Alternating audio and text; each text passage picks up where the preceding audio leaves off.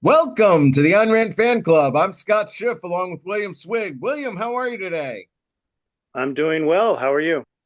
Good, good. We've got a guest in studio with us. Yes, today we have Andrew Bernstein.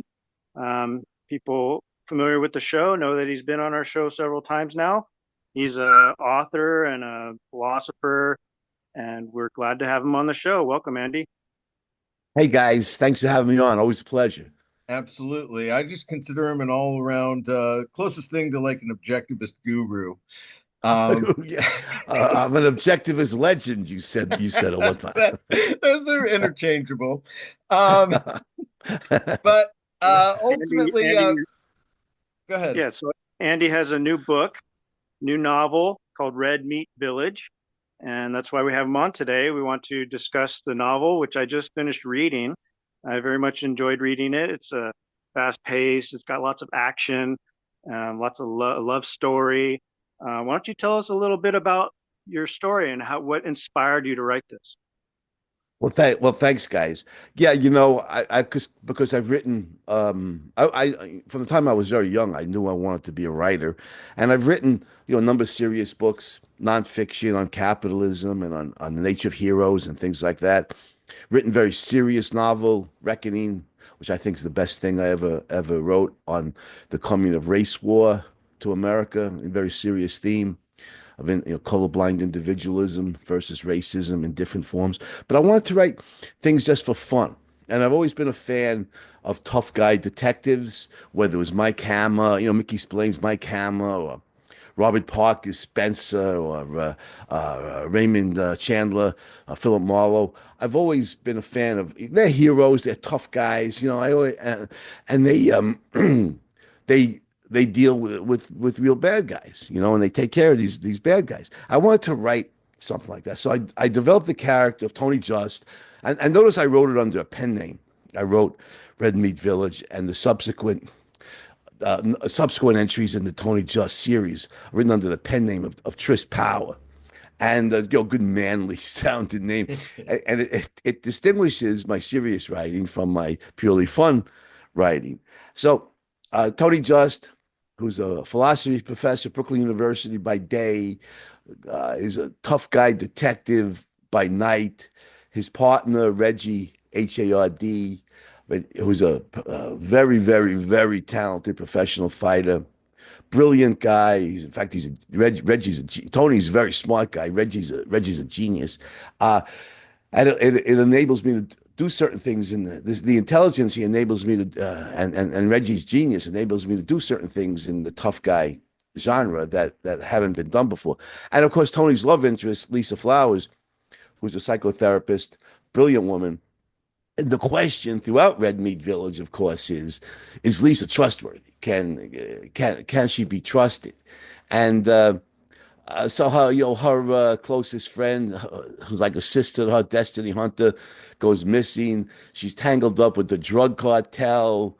So Tony and Reggie have to go against the cartel, who of course are the most brutal murderers imaginable. So, like you said, there's a lot of action, a lot of conflict. It's a love story, and the question is, Lisa La Femme Fatale, as you see so often in tough guy detective stories, or is she trustworthy? Is she morally upright? Is a big question in the romance in the book. So there's a lot of things going on in this story, besides the main plot line of trying to find Destiny Hunter, who's tangled up with who disappeared, who's tangled up with the drug cartel. So a lot of things going on here, William. You're right about that. Well, I looked up, hard-boiled detective fiction, and I classify your writing as like a hard-boiled story. Would you agree? Yes. Oh yeah. Oh, absolutely. Yeah. So I love that sort of detective storytelling, both in movies and in books. Like I like Mickey Spillane, and then I like the Humphrey Bogart film noir stories in the movies. Um, Yeah. Well, he so plays Philip. He plays Philip Marlowe in several films, and he played Sam Spade, right, in the Maltese Falcon, Right. right, as I right. recall. Right. Yeah. Bogey. Yeah, Yeah. Bogey was good in those roles. And one aspect of these stories is that they get down to the street level. It's like nitty gritty. There's a strong element of realism. But in your story, you also have this intellectual side, because your character is a professor of philosophy. much like yourself in reality. Um, and I like that integration that you achieve in this novel, where the characters trying to bring a sense of philosophic good or morality to the streets, and his one goal is to like clean up the streets, right? Yes, So yes. was that like a conscious effort on your part, or is that a big theme, like integrating the intelligence with the tough guy? Yeah, oh, definitely. Um, because in addition to liking the hard-boiled detective stories, I like the softer boil too. I mean, Sherlock Holmes is my all-time next to Howard Roark. If we go through all across all genres, uh, I think Sherlock Holmes is my all-time favorite hero. I read those Sherlock Holmes stories over and over again. I love his genius. Um, I like Yeah, the and in the acute. first few pages, you describe Tony as a Brooklyn Sherlock Holmes. Yeah, right. Every detective writer's got to pay homage to Sherlock Holmes. Even Agatha Christie does. One of her novels, at least in one of them. I think somebody compares the Hercule Poirot to Sherlock Holmes, and of course, uh, Nero Wolfe in those great Rex Stout. Now, notice by the way what Rex Stout did in the Nero Wolfe series. He combined the tough guy with the genius in two different characters. Wolf is the genius who stays at home and sits in his armchair and solves the case. And Archie, uh, what's Archie's last name? I forget off. Goodwin. Archie Yeah, Goodwin. Archie Goodwin. Yeah, Archie Goodwin is out and about on the streets doing all the tough guy stuff. Uh, but I wanted to combine them in one character, and I love the Rex Stout novels. I love the interplay between the two main characters. But I wanted to combine them in one character, the philosophy professor, tough guy detective. I noticed then several things that become possible, and I don't want to give away too much because what's coming in volume two, which I will publish this summer, and volume three, the two and three are already written. I'm write volume four right now, but Oh, volume wow. two will be published this summer. Volume three around Christmas. But notice that Reggie is a genius. He's a bookworm, but he grew up in the projects where that's frowned upon. That's like acting. That's like acting white.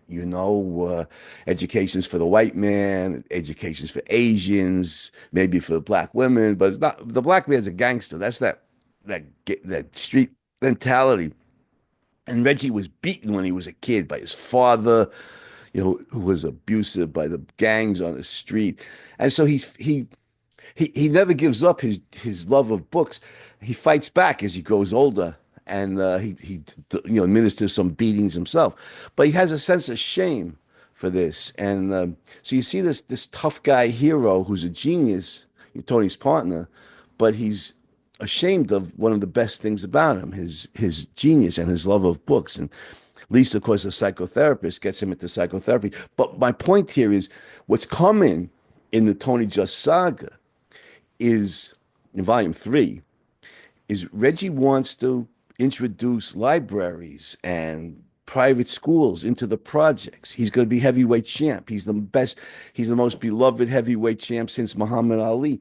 He's making a fortune selling, his raw gym merch. He's going to put that money into um, bringing libraries and a love of learning into the projects, and to uh, uh, go against that culture of drugs and crime and violence that so permeates many of the projects. And the same gang, they're going to be investigating a murder in in volume three in the projects. But the same gangbangers who perpetrated the murder are the same guys who oppose the building of the library. They don't want, that's not part of that they're opposed to that whole culture. So yeah, there's a reason why I wanted these characters to be super smart. Tony, Reggie, Lisa, all of them to be super, very, very, very highly intelligent, because we're not only going to be cleaning the streets, we're going to be fighting to change that very physicalistic, anti-intellectual culture that you see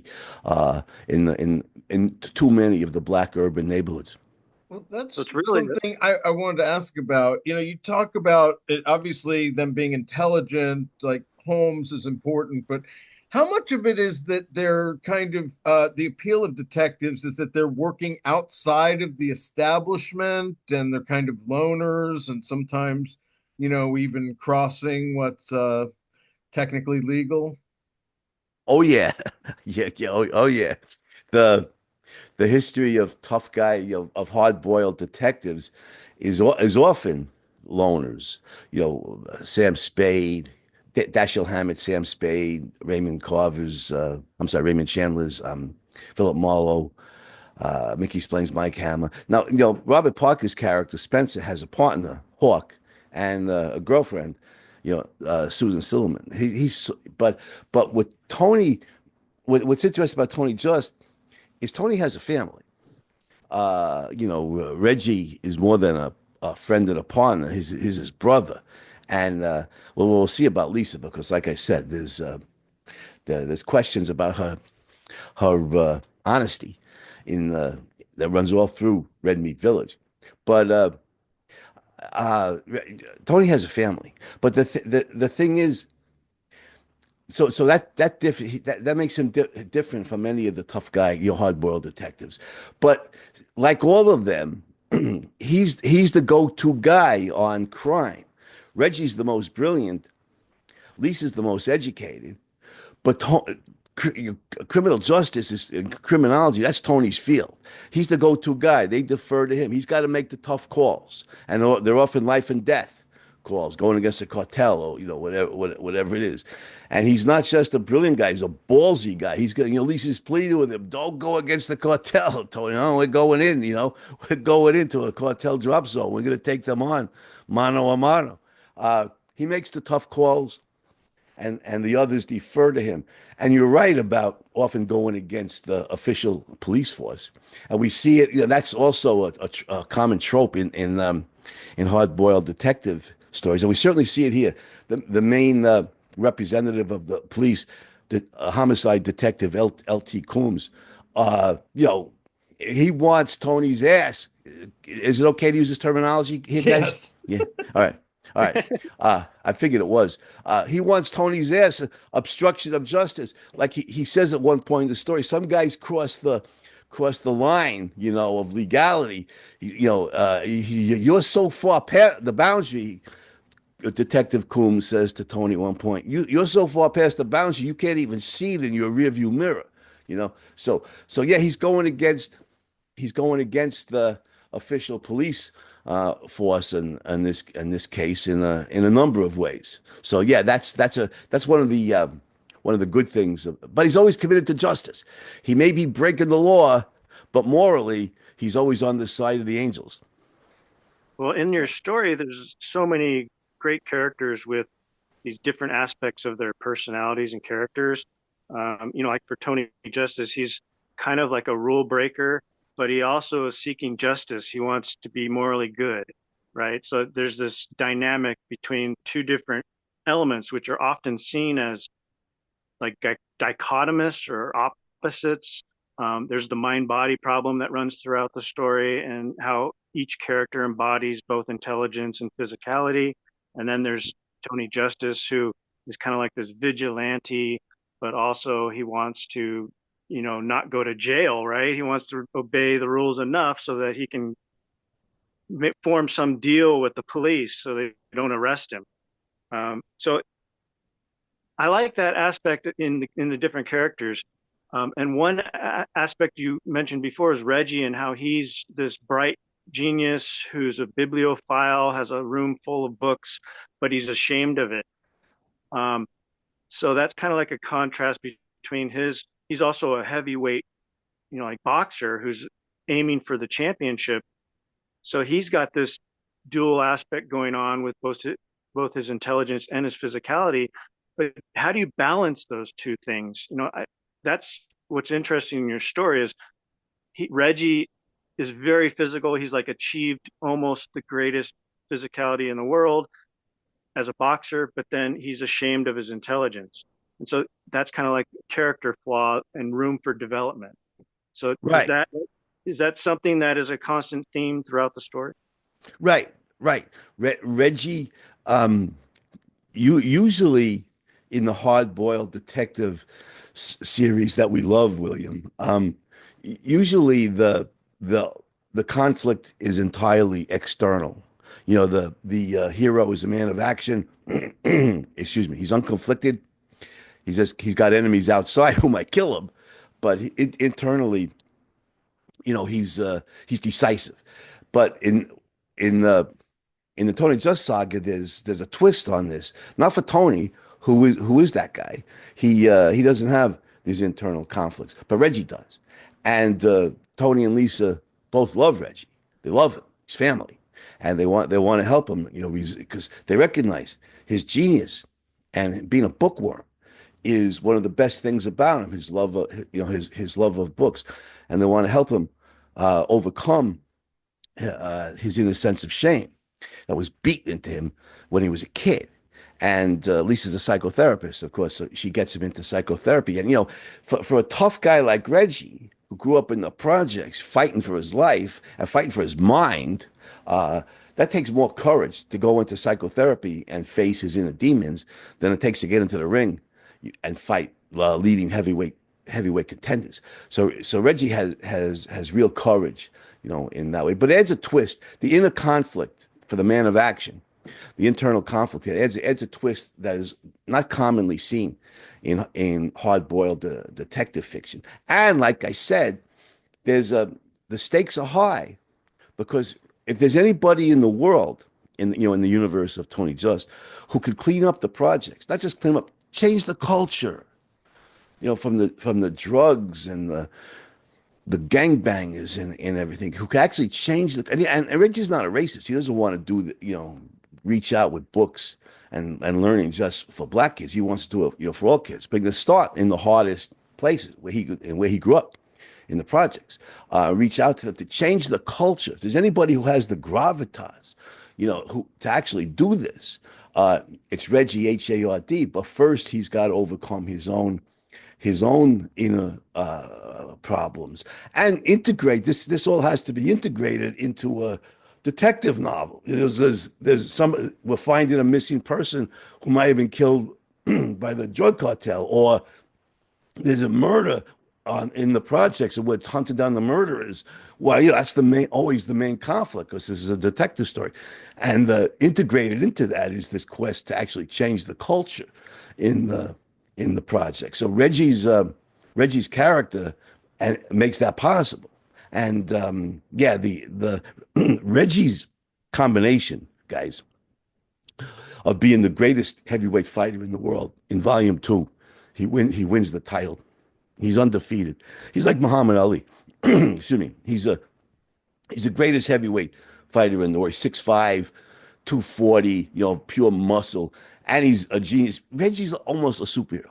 He's got that one in a floor, but in terms of his or in a problem, in terms of his prowess, both intellectually and physically, Reggie's almost a superhero status. So, yeah, I always loved superheroes, and I developed a character here who was very close to that kind of ability, of that kind of stature.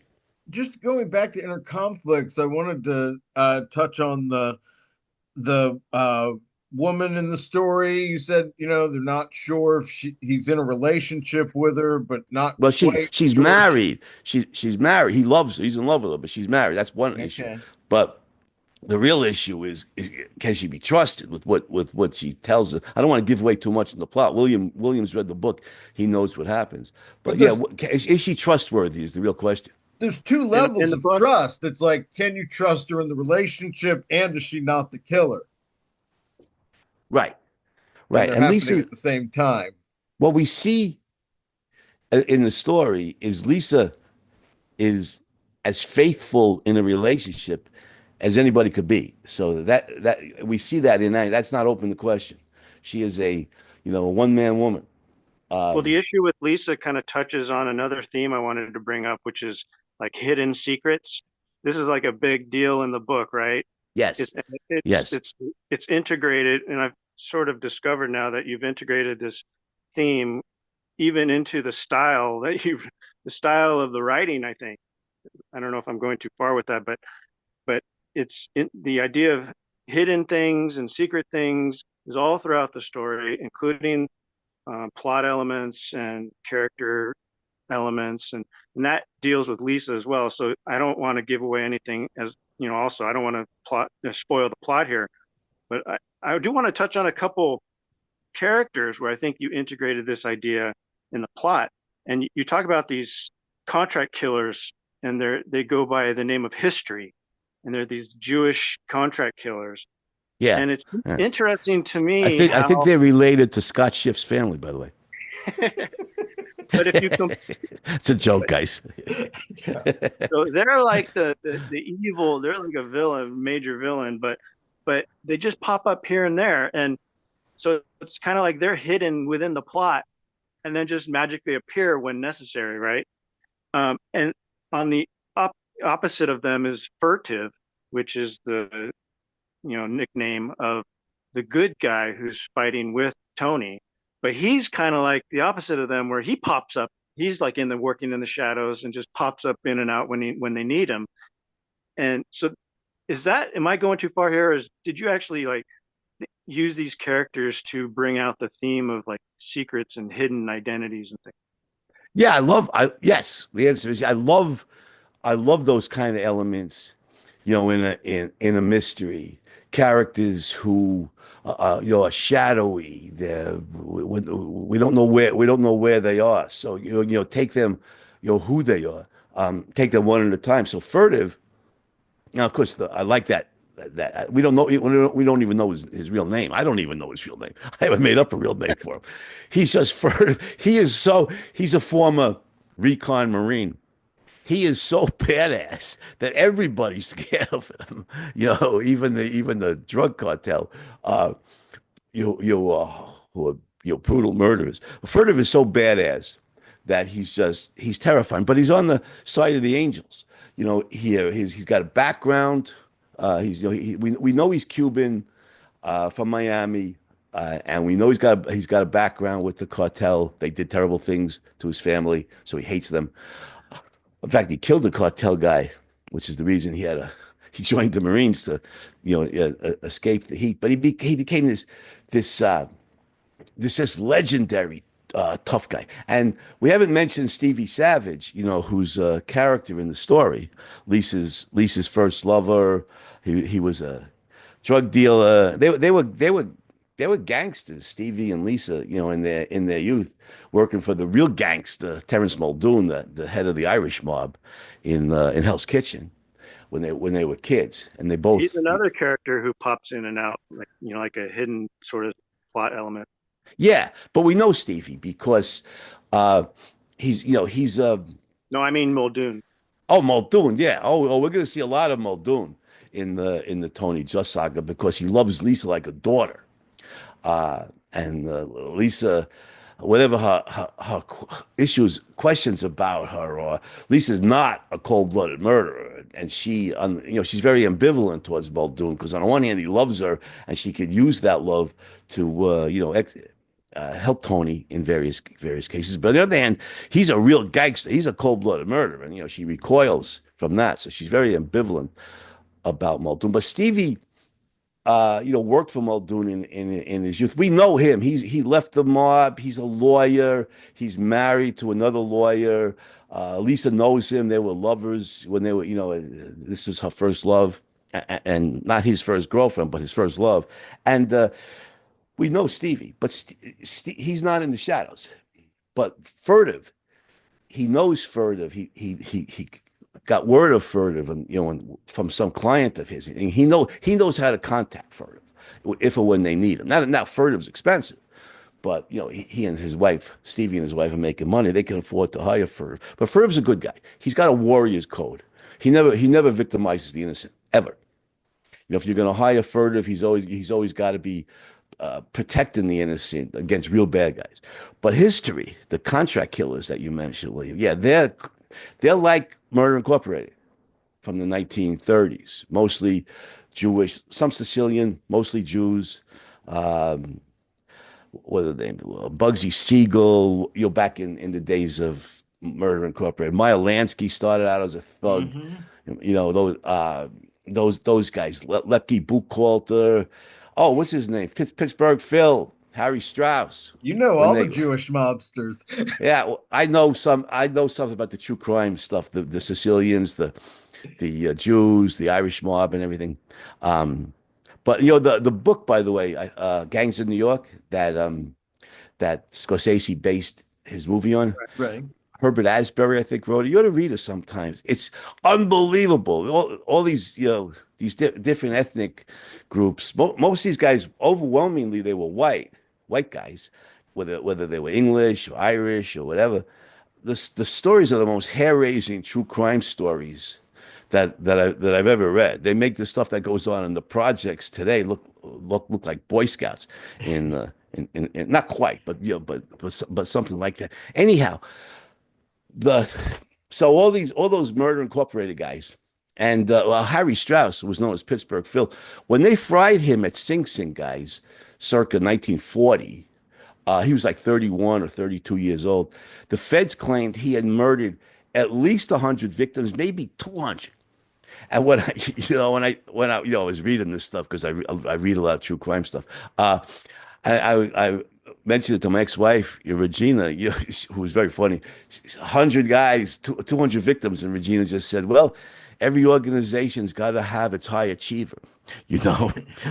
So that's who history is modeled after. These are really, really, really bad guys, and they're completely indiscriminate. They're just murderers for hire, and the cartel, who's had a tough time dealing with Tony. We hear about history early in the story, so that point is seeded. The seed is there, and then they show up because they're hired by the cartel to take out Tony and Lisa, and so we see them in real time, in action, and it ain't pretty. Is a brutal scene, but I think it's necessary for the plot. So yeah, you're right, William. We got these shadowy history and furtive bad guy, good guys, shadowy characters of tremendous lethal power. One for evil or one for good. I can ask just one quick literary question. Um, is there like a deeper meaning to this theme of concealment and hiding and secrets that you wanted to bring out? Uh, that's an interesting question, William, and I have to acknowledge I hadn't considered it before. Perhaps subconsciously. Let me think about that.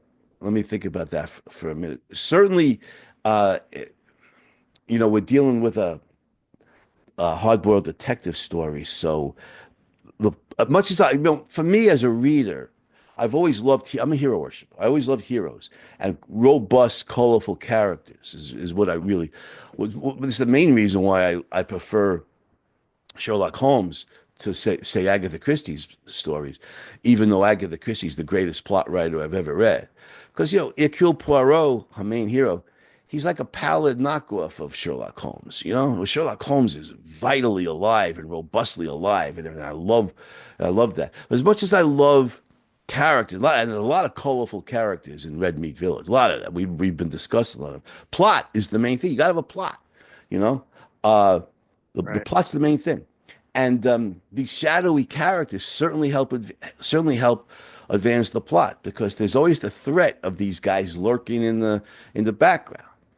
So the way it's seeded, with history. One of these guys. Oh yeah, there's what is it? Thin Marty Levine and Fat Marty Feinstein. I think but Thin Marty and Fat Marty. I said no, but the one member of history, and history, they call themselves history because anybody they're hired to hit is history. Potolsky, who's is a Polish name. He's a power lifter. He's an enormously big guy. He's all muscle, and it's the way he's introduced in the story. It looks like in the end, Reggie's going to have to take care of this guy, but the plot twist is different here with who ends up fighting history. Fighting for their lives. against these guys, including Potolsky. These guys are in the shadows, and there's a lethal menace there that they may show up. And on the other side, like you mentioned, there's the lethal menace of furtive. On the side of the angels, there's a lethal menace against against the cartel. That the cartel has to take into account. They're not going against just garden variety tough guy heroes like Tony and Reggie. They got to go against the most lethal guy in the world, maybe this former recon Marine that everybody's terrified of. And it It adds is. this hint of menace to the plot. That these guys are lurking in the shadows. You're not sure when they're going to show up and kill somebody, kill one of the good guys in history's case, or kill the bad guys in Furtive's case.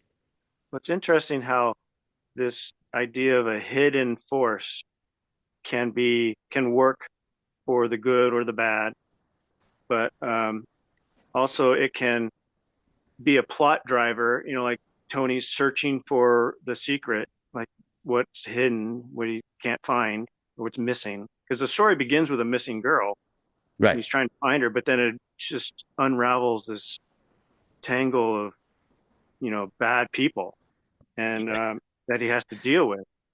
But then also there's the fulfillment one thing that drives Tony is to discover the truth, right? I forget the line, but his purpose in life for this story is to pursue the truth. He's got to know. It's like he's got this burning itch to know what happened, what's going on, and Right.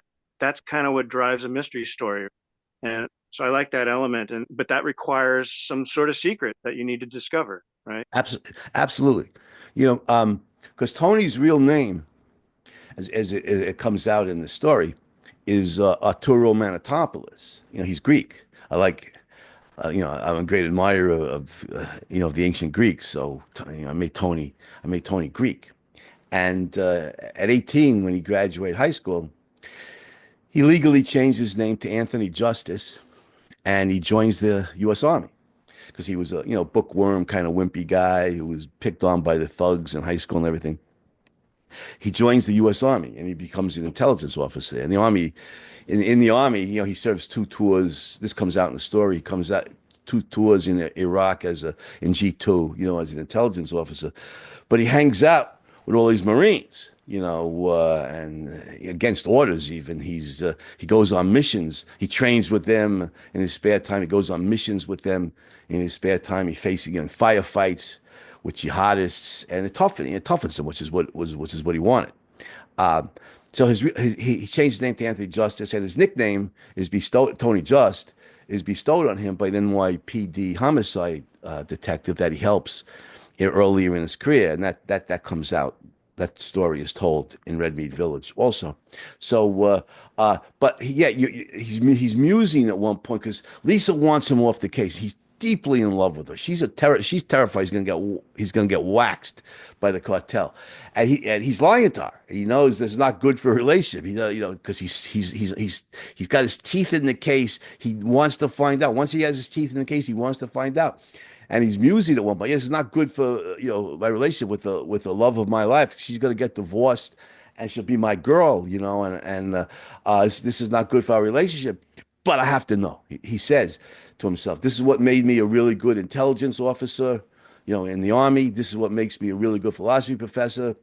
This is what makes me a really good investigative You detective. want to know the It's truth. that search for the truth. Yeah, that search for the truth, and it integrates those three elements of his career. That's that driving, passionate search for the truth. You're right. You're right about that, William. I just want to say before we get off the topic that I enjoyed the story, and it's one of those stories where if you think about it more and more, you learn more and more about what's happening, what's going on, and it's you can read it multiple times and learn something different from the themes and the characters and what's going on. And I'm glad to hear that you've already written the next two novels, and they're going to be coming out because I look forward to following Reggie's development and following Tony's career. Well, thank you, William, and for all the listeners, Red Meat Village is the title. The author is Tris Power. It's me, but it's a pen name, Tris Power, and they certainly get the book from Amazon. So And thanks a we'll lot, put guys. a I appreciate link it. in the comments as well. Great, thank you, thank you. But yeah, we'd be remiss if we didn't at least touch base on politics, having you here. Uh, current events. Trump, how would you rate his first 2.5 months so far? I was planning to ask you this before the recent market turmoil. Uh, it's it's an adventure, with Trump.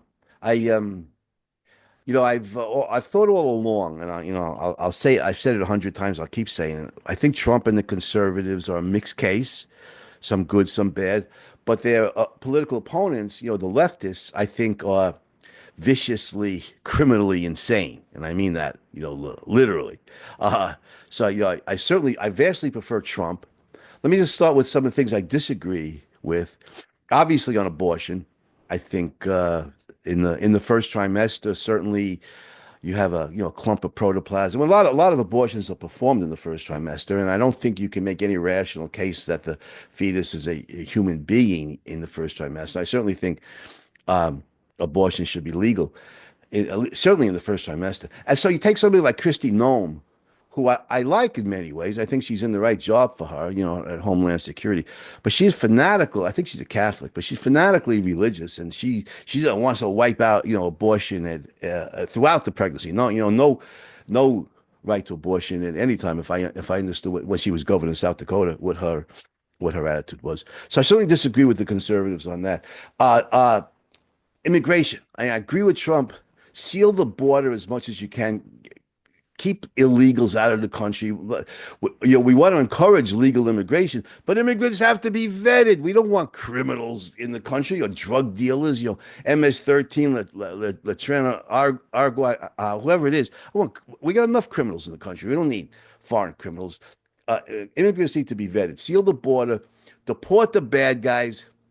Send them to El Salvador in prison, if you can. But again, I disagree on, the people, the illegal immigrants whose only crime is that they're in the country illegally, who are working hard. They're honest. They're honest people. They're not criminals, not on welfare. I would offer them U.S. citizenship. It's a land of opportunity. So I disagree. I disagree with Trump on that. Tariffs. I don't know what to make of this whole tariff situation, because anybody who knows Econ 101, which is about all that I know in economics. I'm a writer and a philosopher, not an economist. But I know tariffs just mean customers pay higher prices for imported goods. I know you're very likely to trigger a tariff war where other countries raise the duties on American imports. I know that the Smoot-Hawley tariff back in the late 1920s helped precipitate the Depression. Tariffs economically are a lose, but I'm not so sure, that Trump is committed to tariffs as an economic policy. It seems like for him, it's more of a tactic that he wants to Right. use to get foreign governments to do things that he wants them to do. I mean, I think And to get Trump's America to stop paying for everything. yeah, yeah. I think Trump's premise, one of his premises is, and one thing I love about Trump is I have no doubt that he's America first. He loves America, America first, not America last, not blame America for every bad thing in the world like goddamn Obama, and leftists generally do. But recognizes the greatness of America. And I think part of his premise is look, we have the bigger, stronger economy. We're better able to withstand the tariff war, and to get European countries to support NATO more. With the president of Mexico, I forget her name. I think what he wants. Scheinbaum. Yeah, I was really surprised when I found out that Mexico had elected, not given the machismo that's so prevalent in Latino culture, that they not only had elected a woman president but a Jew. Yeah. That's surprising. Okay, good for the Mexicans. But yeah, he wanted her to send troops to their northern border to help stop the flow of illegal immigrants. Right? Wasn't that part of what Trump wanted from Right. the Mexican government? So I think, you know And we have a northern border to be concerned about too, because Canada is much more woke than Mexico is. They're much more welcoming to Muslim immigrants. Terrorists are more That's likely to how come. most of the 9/11 hijackers came in. Yeah, we have to uh, we have to deal with the northern border, the Canadian border to keep jihadists out of the country.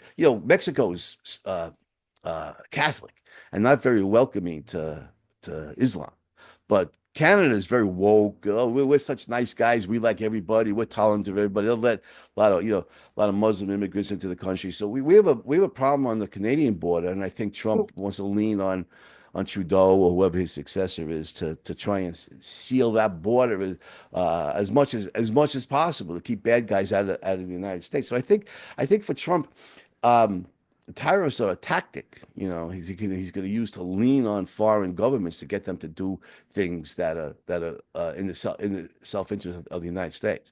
But For yeah, for go. how I just want to play this clip for you. I know you're friendly with him, but for how often Yaron Brook has scoffed at conspiracy theorists on issues like COVID, he seems unaware how his theory on the real purpose of Trump's tariffs, makes him sound. I think this time he is happy to watch it burn. I think this time he is relishing the destruction. I think this time his attitude is they didn't vote for me in 2020. They ticked me off. They pissed me off. I'll show them. Yeah, I just I think that's a little bit conspiratorial to assume that Trump has no plan and that he's out for destruction's sake. So let me get the context is Iran's talking about the stock market crash, and he thinks Right. not only that Trump did this deliberately, but that he relishes the destruction of wealth. And he said earlier in the show that Trump had no strategy behind the tariffs. I mean, just because he can't imagine one doesn't mean there's not one. Yeah, I mean, no, Iran was a longtime friend of mine. All those years I worked at ARI, and I lectured for them, and he's interviewed me on his show several times on my book on heroes, and things like that. So I don't want to start, this tongue war between objectivists and I also, in general, I think people can disagree passionately without insulting each other. So I disagree. I think that's just profoundly mistaken. I think one thing I would say for Trump, why I think Trump's a flawed hero.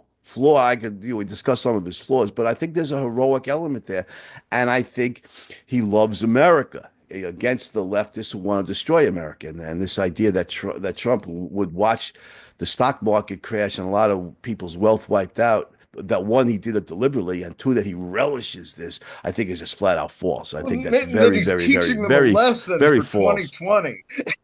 No, no, no, no. Trump wants to. I think what the reason that I support Trump is he wants America to be strong, vigorous, prosperous. Against the left, who wants to. The left wants to burn it down. So I think that I couldn't disagree more. With that idea. Like I said about tariffs as an economic policy, it's always a lose. But I don't know that Trump is using this as an economic policy so much as he's using it as a tactic to get foreign governments to do things that are in America's self-interest. For instance, with Panama, you guys probably follow politics more than I do. I stay in my little cocoon, and write books and essays. But with Panama, the threat of tariffs and U.S. governmental action was designed for them to kick China out of control of the Panama Canal. Wasn't Right. that his purpose? A lot of this seems to be going towards China because, like Vietnam, for example, went to zero tariffs, and they were like, "That's not good enough. We want to make sure you're not putting, Chinese products through your country." And so it seems to be a China squeeze as much as anything else. Yeah, China's a dangerous enemy. There's no way to be allies or friends with them because of the communist regime is a brutal regime bent on ultimately on world domination, which has always been a communist goal. And I think Trump is right in recognizing that China is a dangerous enemy, and it's very possible his tariff policy is designed to weaken China's economy and thereby weaken their ability to build military powerful enough to threaten us. That's very possible. I hope so. And with Trump, my guess is that I don't know for sure. My guess is that's probably a big part of his plan is weaken China economically and thereby weaken their ability to build a military. Wasn't that Reagan's plan against the Soviets in the 1980s? Yeah. I think that's You mean very he similar. didn't just run a third time to destroy the global economy? uh, certainly not to destroy the U.S. economy. And I give Trump a lot of credit. What he's gone through, people shooting at him, the lawfare campaigns of leftists designed to, on various trumped up charges to try and legally prevent him from running, or at the very least, so they can call him a convicted felon, and throw that at him constantly. The hatred that the left throws at him, and some objectivists, throw at him. I give Trump a lot of credit. He's pushing 80. He's a wealthy man. He could retire to Mar-a-Lago and enjoy his life. But I do believe he loves America, and I think a number of his policies show that.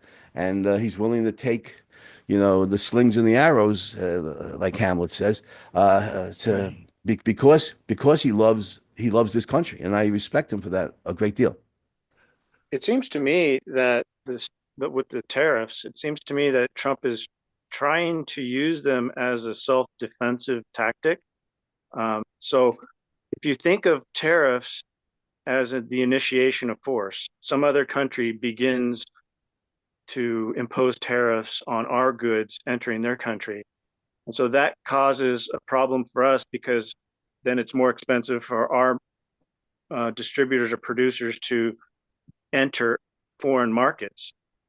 And so then the foreign country gives an advantage to their own producers and, in their own country. And so then Trump comes along and uses tariffs as a retaliatory measure and says, look, if you reduce your tariffs, then we'll get rid of our tariffs, and then we'll have actual free trade. So to me, it's kind of like meeting force with force. It's a retaliatory force. It doesn't look good, and in some cases, and it probably doesn't help, very many people in the short term, but in the long term, the goal is to achieve actual free trade. So like Yeah, in any war, yeah, yeah, like in any war, there's going to be victims on both sides, people suffering, because it's a war, it's a trade war.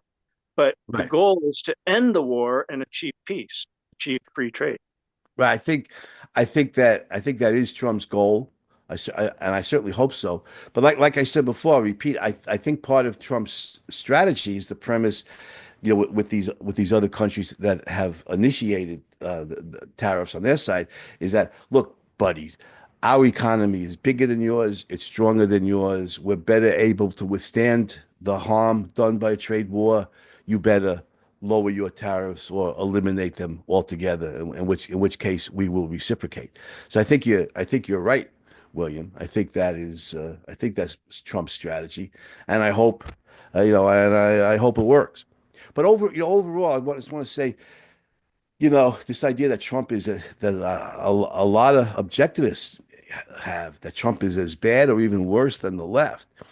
I think that's beyond mistaken. That is really, really, That's someone profoundly, not profoundly valuing. mistaken. Yeah, Yeah. profoundly mistaken. And I think in the microcosm, it's the issue of immigration, because I agree with Trump's critics that we shouldn't forcibly deport honest people who are in the country illegally. We should offer them the chance at U.S. citizenship, this land of opportunity, after all. But we're talking about, there's only two major parties who are capable of winning national elections, unfortunately.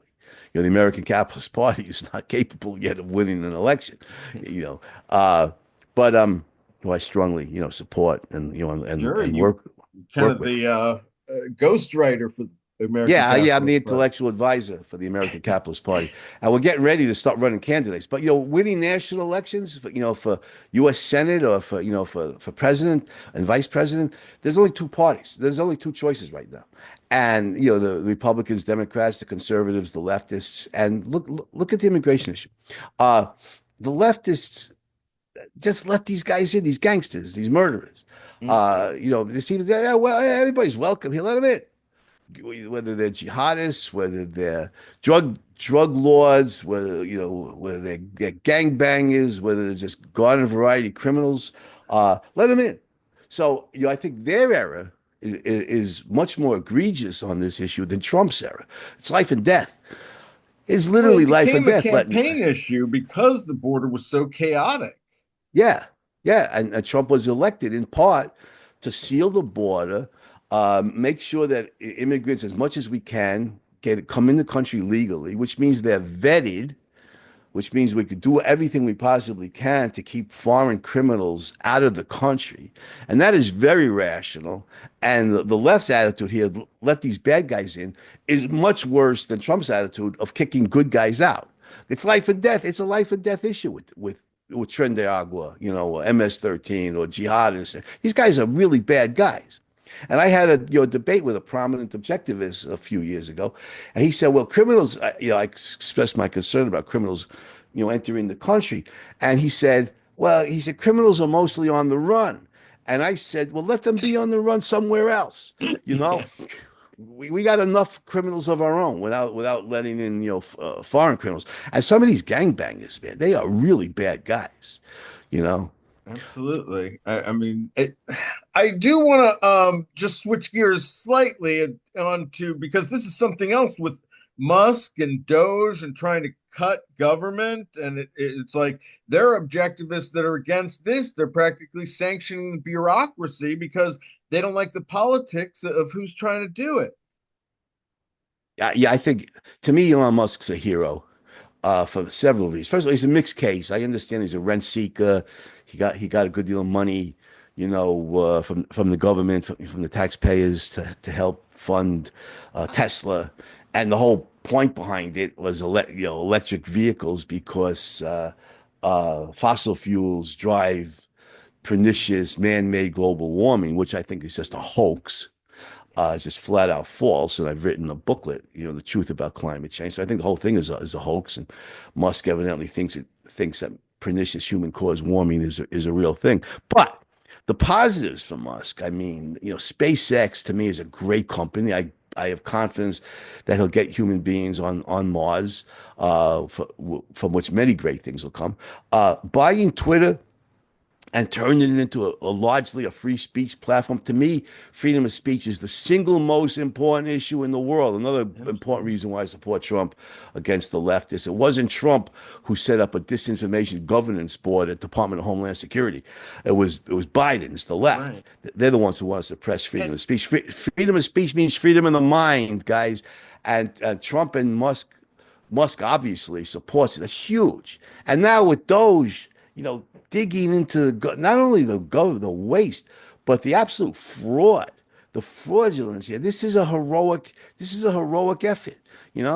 Shut down the Department of Education. President Reagan talked about it. He wasn't able to do it. Trump really going after the deep state here. Some really bad players, and shut down various government departments, expose the corruption, the fraud, the waste of taxpayers' money. This is a heroic effort. And I give Musk and Trump both a lot of credit on this. I can't imagine being opposed to it. Well, yeah, they say it's the economy, stupid, and that's basically what Trump is trying to fix, right? So I think he's got a big advantage over the left just because he's not embroiled in all these stupid cultural attacks on white people and that sort of stuff. Yeah, And that's another thing. The left is unbelievably racist, with critical race theory and critical whiteness study. The people like Robin DiAngelo.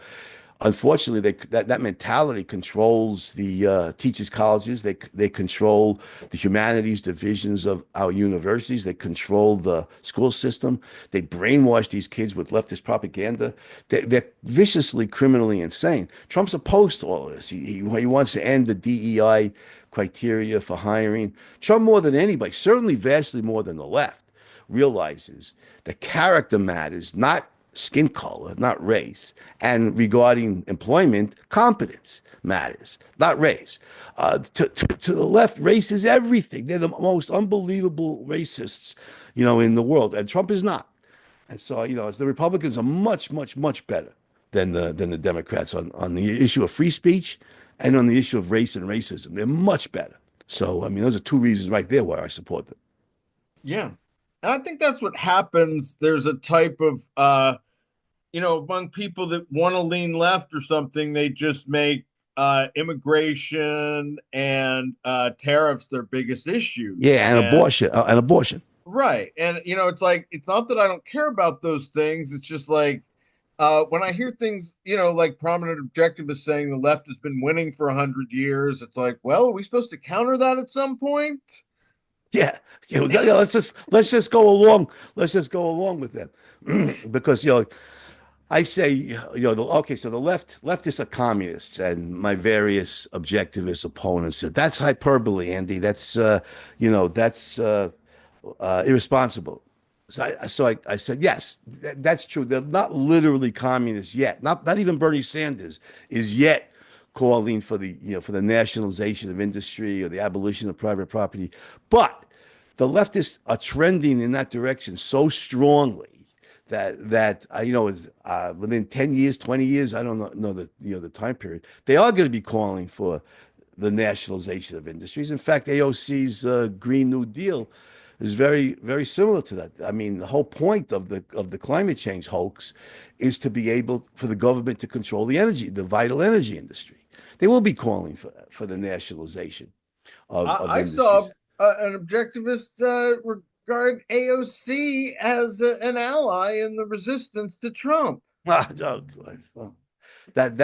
is that is so far beyond the pale. That is so mistaken. I mean, no, she and Bernie Sanders, they are trending strongly towards communism, and the red flag, if you will, the smoking gun. Yeah, they're not communists yet. That's true, but the red flag, if you will, the smoking gun of totalitarianism is the animosity towards freedom of speech. When you want to shut down political enemies, you are a totalitarian. And that is the left. We saw it in the Twitter files with Biden administration officials coaching was the euphemism, coaching social media platforms as to who could be allowed to post and who couldn't. And some of the people they wouldn't allow to post on the COVID issue were leading doctors and medical researchers. I think, if I remember correctly, was it Robert Malone suppressed on? Yes. Yeah. I mean, and other MDs. He's an Ayn Rand fan. Is he? I didn't know that. But I mean, there's one instance I mentioned the Disinformation Governance Board, short-lived, mercifully, because it got so much blowback when Biden set it up at Department of Homeland Security. I think it was in 2022. They still implemented it even if there was no official board. We saw that in the Twitter files. Yeah, exactly. Now, many freedom of speech supporters, I was hardly the only one. We all screamed freedom, Ministry of Truth, quoting George Orwell. But here's the thing that really terrified me, guys. It'd have been bad enough if Biden had set that up at the Department of the Interior, let's say, and the government was arrogating to itself the power to determine truth and falsity. Do you remember that quote from Jacinda Ardern, Prime Minister of New Zealand at the time during the COVID years? She said, I know they were all terrible down there. Yeah, but her quote, I don't remember the exact wording, but it was something to the effect, we, meaning the government, we will be your sole source of truth regarding COVID. If you don't hear from us, it's not true. I said, oh, my hair stood on end. She sounds more like Joseph Stalin than the political leader of a supposedly They, free society. Here's the they said government that on deciding. CNN. They said, don't do your own research. Oh, yeah. Yeah, that's bad enough. Here's the prime minister of a supposedly free society saying we are your sole source of truth. The government is the source of truth. Now, uh, why did Biden, with that in mind, why did Biden set up the Disinformation Governance Board at Homeland Security? Guys, that's a law enforcement agency. It's bad enough if he'd set it up, like I said, at the Department of the Interior, let's say, or Department of Commerce. And here's the government. We'll tell you what's true, what's false. But Homeland Security is law enforcement. Does that mean if I speak out against what the government claims is true, that there's going to be armed federal agents showing up at my door to arrest me? I mean, it sure could. That's a law enforcement agency, for God's sake. That's the same setup they have in Britain right now, and they were basically running on suppressing free speech here. Yeah, yeah. I mean, John Kerry said, speaking in Europe, I don't not that long ago, that the internet makes it very, very difficult to control the spread of misinformation. Meaning, he wants to control the spread, Right. of of anything that's said. By the way, I want to point something out here about the terminology. And Kerry wants to control it. He obviously wants to control what can be said and what cannot be said on the internet or anywhere else. But up until 5, 6 years ago or something like that, guys, I never even heard the words misinformation or disinformation. It's, truth and falsity, honesty, dishonesty. This is accurate and true. This is false. I don't like these new terms they've ushered in, and people don't realize that the term disinformation was coined by Joseph Stalin, for God's sake. And Stalin meant, you can look it up. Stalin meant it in a positive way, meaning the lies that Soviet intelligence spread throughout the Western community to convince people that Western institutions are rotten and that they should turn to communism and the Soviet Union for leadership. So he meant it in a positive way. They mean it today as lies. And I scrapped that terminology. I never use it. Something's true or it's false. It's honest or it's dishonest. I don't use those terms. But to establish a agency that's going to arrogate to itself the power to distinguish truth from falsity in a government institution is bad enough. But in a law enforcement agency, that makes it terrifying. Yeah. That's The that's lab that's leak that's theory was Orwellian. That's Orwellian kind of stuff, guys. the lab leak theory was considered disinformation, and then it turned out to be true. Yeah, yeah, that's right. When you think of how much the left is trying to destroy objectivity and truth, it makes you appreciate people like Ayn Rand, who put a focus on being objective and being rational and science and basing things on facts and evidence. She was very prophetic in that sense, in seeing the threat of the left and trying to battle it with a philosophy of objectivity. Absolutely. We see the rampant subjectivism of the left today, on the male, female, man, woman. They say we can't define. I was left. Can't define what a woman is, right? And I'm thinking, I could How define. absurd. Yeah, I could How define what a absurd woman is. I don't even need to look at a dictionary. A woman is an adult female human being, right? Adult as opposed to a child who's a girl, female as distinct from male, and human being as distinct from any other species. It's not hard to define woman, but of course they want a woman to be based on somebody's feelings. So here's a dude, equipped with all the male equipment. He's got a big old schlong down there inside his jeans, but he feels like a woman, so he's a woman. So feelings determine this important issue, not facts, not objectivity, not biology, and so you're right. Well, they push objectivity off the scene here. Our feelings determine this. Now notice, nobody believes it, but if they could confuse kids growing up, even on something that's completely observational, you can see the difference. You're in the bathroom, and I can see why a lot of women don't want biological males in the ladies' room, in their showers, in sports where it can be dangerous, certainly unfair. Combat sports, it's dangerous. I can see why a lot of women. I have a lot of respect for Riley Gaines on this issue, and I support her. I think women's sports should be for women, not for Did you see dudes, not for that dudes who want to be women. I'm sorry, did what? you see that? Did you see that fencer who just took Yeah, a knee yeah. I instead of a? respect her. Yeah, yeah. I respect her. I compete. I'm a woman. I compete against women. I don't compete against men. You want to be a woman. You feel like you're a woman, but you're not. Biologically, you're not. You're a man. I What have is a lot of women's respect. sports? What is women's sports if you allow men to compete in it? I mean, it's a class of sports, right? So it's got to be just women. Yeah, absolutely right. But if they can confuse people, especially your kids growing up, because they haven't been to schools and they're brainwashing them in many cases. If they can confuse people on this issue, what's a man, what's a woman, which is completely observational. You could just see the equipment. If they can confuse us on an observational based truth like this, they can certainly confuse people regarding much more abstract issues. Mhm. Like war is peace, freedom is slavery, ignorance is truth. Uh, those brilliant lines from Orwell's 1984. They could certainly convince us to believe that totalitarianism is freedom. Uh, and that's the goal. That is the end goal for the left, is to establish a totalitarian state. So they're Well, not, are they full communists yet? No. No, my objectivist critics are right about that. But they are trending very strongly in that direction, guys. Yeah. I agree. Their William, goal any is final thoughts or questions? well, just touching on what Andy was saying. I agree that the left's goal is to achieve this totalitarian state, and one way they're trying to do that is using their power, their governmental power, to put the fear of God into people who think that a man is a man and a woman is a woman. And so they just want to use their power to control you. And it's an element of like just mind control.